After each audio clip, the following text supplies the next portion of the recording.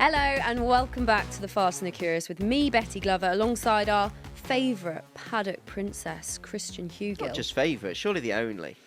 Well, I am the one and only. ooh, I don't think we'll get into that. Okay. Although that was more in tune than you've been previously, so I think Greg would actually be quite proud of you for that. Don't get him onto a singing. Good Lord, don't get him onto that. Neither of us can sing. But anyway, this podcast, of course, takes you inside the world of Formula One. We like to speak to a bit of everyone, don't we? Team principals, drivers, personalities, engineers, the list goes on. But today, this is all about Argentina. Argentina, we're looking directly at you, actually. We're coming for you, Argentina. We're coming directly to you, live and direct. So if you are listening to this podcast for the first time, hit subscribe now because hopefully you won't regret it. We'll just wait. Pause, subscribe, then you can come back. We'll just wait. Okay. Welcome back. Thank welcome you for back. subscribing or following on some podcast platforms. So Christian, Hi. why don't you introduce who our guest is going to be today? Because I am so unbelievably excited to speak to this person. Our guest is Franco Colapinto, the first Argentinian Formula One driver since the year 2001. He, let's be honest about this, wasn't one of those names that was being spoken about as someone that was really likely to be in an F1 car immediately. He was on the fringes. He was doing really well in F2. But then when it became apparent that Williams wanted to make a change from Logan Sargent, much to a lot of people's surprise, it was Franco who got the call to go into the seat. And it's really tricky. It's a tricky thing to do to come in mid-season, particularly when you're a rookie. And Franco has, in the best possible way, shocked the Formula One paddock by doing so brilliantly well. You know, Alex Albon is a really tricky teammate. He's a great Formula One driver. And I think it's very fair to say that Franco's managed to get closer to Alex. He's scored points already. He's been consistently in and around the top 10. A hugely impressive start to his Formula One career. And he's got a brilliant personality as well, hasn't he? He seems like a load of fun. He seems really chatty. And he's doing so well that people are having to sort of rethink plans for next year. People are like, well, hang on a minute, surely this guy should be on the grid for next year. So we'll have to ask him a little bit about that as well. Well, let's get into it. He's here right now. Franco Colapinto, welcome to The Fast and the Curious. Nice to meet you guys. Where are you in the world? Because I can see you've got a nice poster behind you. Yeah, I got a poster from Abu Dhabi. It's not as hot and as nice as the air is actually really cloudy and rainy here. But I'm in England in Williams. I'm at the factory doing some work with the team. So yeah, just very busy at the moment, but happy to be here. Franco, it's your first appearance on The Fast and the Curious. We are very good friends with the lovely people at Williams. So thank you for making your debut with us. And just tell us what your last sort of month or so has been like. It must feel like you're on a bit of a whirlwind journey at the moment, doesn't it? Yeah, and it's been crazy. It's a pleasure to be here. I'm the rookie of The Fast and the Curious, and I was waiting for this to happen, so I'm really happy to be here. Thank you for making it happen. It's been crazy the last month. You know, it has been very exciting. It was my dream to go to Formula One, and you know, we achieved it, and the opportunity that James, that Williams gave me, and they are giving me now. It's something I was not waiting for, and something that I didn't know when it was going to happen, but it came very quick. It came very, very all of a sudden, and you know, they threw me in the car, and I had to perform. So it was everything going very quick. I didn't have time to think about it too much, or try to understand where I was, which I think at some point was good. But yeah, enjoying the process. It's long and it's a lot of things going on, but I am enjoying a lot, which is important. Take us back to that moment then when you found out that you were going to have a seat in the car. Where were you? Did James Vowles ring you? I was here. I was here. I don't know. I think I was in the same floor. Everything looks very similar in Williams, so I get lost every time. I don't know where the offices are. But it looked something similar to this, and they told me you had to go to the office of James, and I went, and they told me they made me sign the contract. I was like, "Oh, what's happening?" You know, the day before I was in MP, I was preparing the Monza race for Formula 2. I was in the simulator with my Formula 2 team, and then suddenly I got the call, I had to come here. I was already in the sim on Tuesday here in Williams, even though all what happened after. Um, and then, all of this came out. And suddenly on Wednesday, I was a Formula One driver. So, it was like a bucket of cold water that it just came everything from 1 minute to another, which was what I was dreaming for, and I was ready. I think after the free practice in Silverstone, I knew I was ready for F1, and I was feeling ready. So it was a nice opportunity at a good moment of my career. I think I have improved in many aspects and what I needed to improve to be a Formula One driver and to perform in Formula One. So yeah, it came in a good moment, I think. Did it come as a surprise, Franco, and was there emotion involved? Yeah, that's the for sure. It gave us a surprise, and I was not expecting that. As I said, I was preparing a Formula Two race. I was fully focused on my art championship and on the job I had to do. And then suddenly I got this call. I guess they were speaking about it. They were trying to see other options. I've been seeing on social media the options. Because I think Mick, Liam, many drivers that the media was speaking about, but no one was really speaking about me. And I didn't really know until they told me. That's why I was completely like out of the. I thought I was out of the equation, but I wasn't. I think I did a good job in Silverstone, and that's also what the team and James really focused on. The job I've been doing in the simulator, I've been very quick. I've been helping the team to improve a bit the car there. I had a very good job in the full practice in Silverstone. I had only, done maybe 60 laps in a Formula One before Monza. I did that half day in Abu Dhabi, that was only a couple of laps, and then I've done 1 hour of full practice in Silverstone. That was like maybe 6, 7 push laps. So it's been very little the amount of driving I've had, and then I just had to suddenly drive in a F1 race. So the mileage I had in an F1 car was very little, but I think was enough to show what I could do. Talk us through that moment then, your first race in a Formula One car. You're sat there. What was going through your head? A lot of things they were going through my head. I think everything as it came so quick. I didn't have time to overthink the situation, which was good on some things, but also um I had some like over information in my head. I had so many things that people and engineers and mechanics, everyone in the team were throwing at me during that week, that I had to learn because it is completely different to F2. Suddenly, from working with 2 or 3 people as you do in F2, you are working with 50, and you have to exchange information with all of them, and everyone is giving you an advice, and all that is very different. Luckily, I had a team, and I was surrounded by engineers that were like really on it, and they were really really telling me what I had to do. They were going through procedures. They were um, on the most important things, and they were just completely sure I was not missing those, and that really helped me. I really need someone like that is fully focused on Franco doing his job, doing the basics, and at the end, if you do the basics right, everything is gonna go well. At the end, it's a race car. It's just another race as the many I've done in my life. It's just different people, a car that is much quicker, of course, but it's if you do the basics right, you're gonna be fine. And I think that's what we focused on the first few weekends. Try to nail every little basic thing of motorsport, as in any other championship you would do, and it finished going well. So of course, now doing big steps forward, there is enough time now to understand, to go through the data, to understand what I need to do better. So it's a good moment to understand and carry on moving forward. Franco, you used the words earlier that no one was talking about you when people were, chatting around whether there might be a change mid-season at Williams.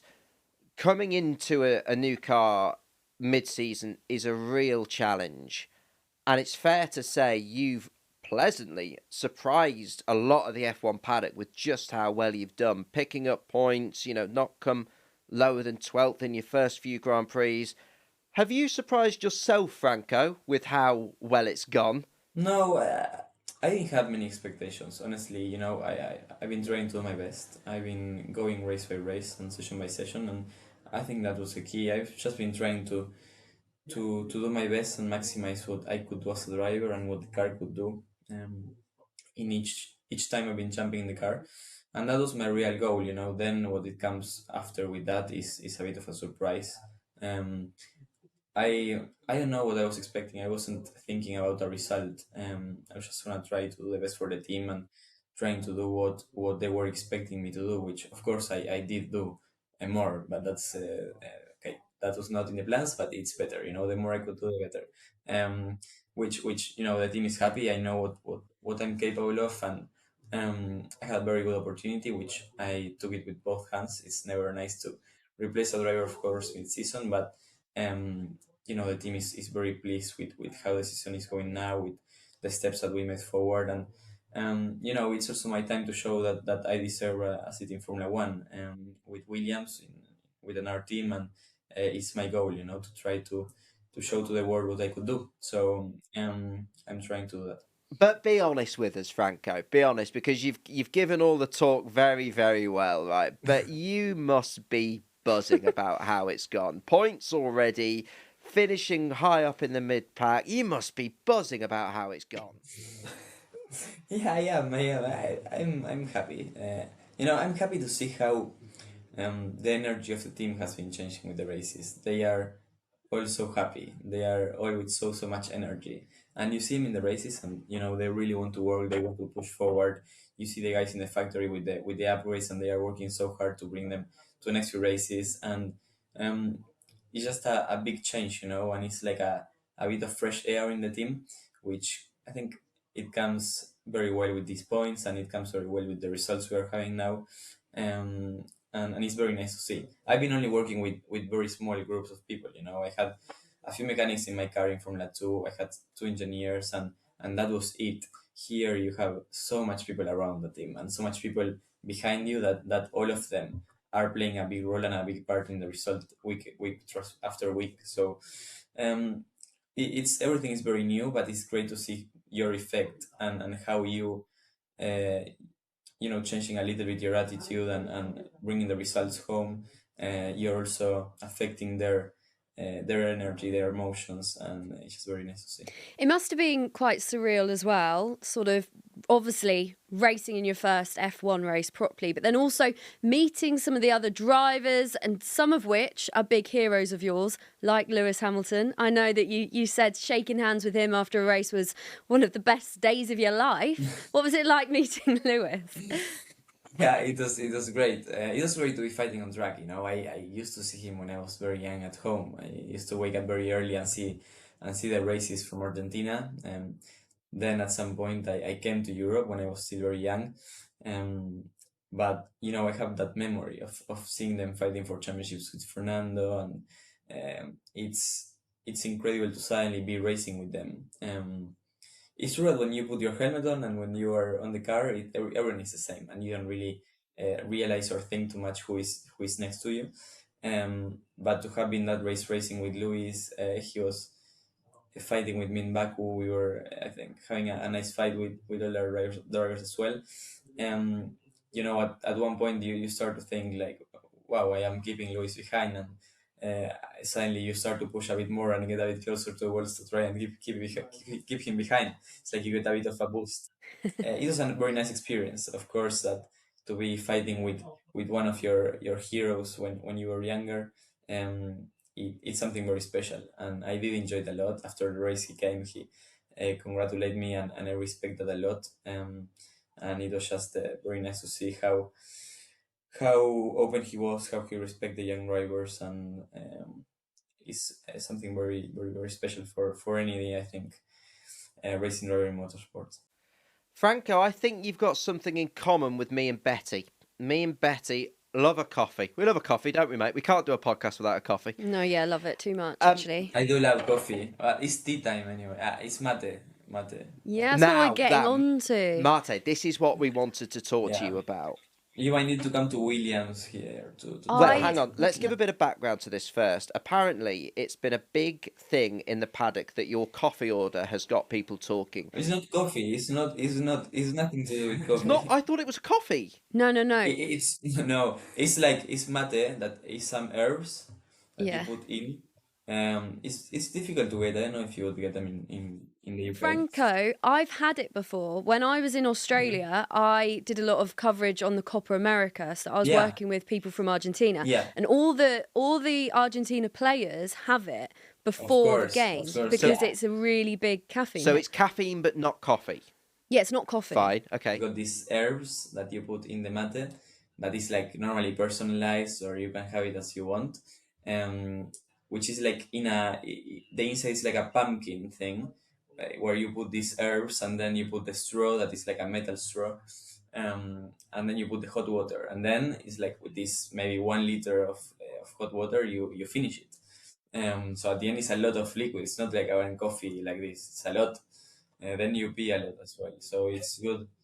It's good for you to to digest and all this. It's really nice, and it makes you awake as well in the mornings. It's really good. I think Oh, you'd oh, be going to the toilet, Christian, if you had it. oh, Like would quite I? quick. Yeah. Yeah. Yeah, you look like the guy that would. Yeah. No, that's entirely fair and accurate, Franco. It is. I, I often need to nip for a wee before recordings. That's We're not entirely talking accurate. about we. Are Williams having to? Are they bringing these to the races for you? Are they looking after you with these, Franco? No, I look for myself with this. Williams is very busy with the cars, the things. I take my mate. It's a personal thing. I was going to say I'm going to be in Austin, and I really want to try this. I am gonna take it. I take it to every race. So if you are if you are not sick and you are not gonna give me anything, you can try for my straw. But otherwise, you should bring yours. Maybe. Connor's next to you from Williams. Yeah. I'm going to knock on the door in Austin, and I really want to try this. This has intrigued me. Is Connor nodding, Franco? Is this okay? Bring your own straw. Bring your straw. I'll bring a straw. Okay, this is on. I'm excited for this because you didn't like it, but I think I will.